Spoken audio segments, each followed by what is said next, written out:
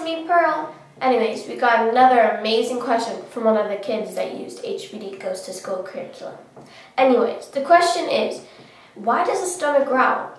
Well, there could be two reasons. First reason is because you're hungry, and the hormones in your stomach will be released to send a message to the brain that you're hungry.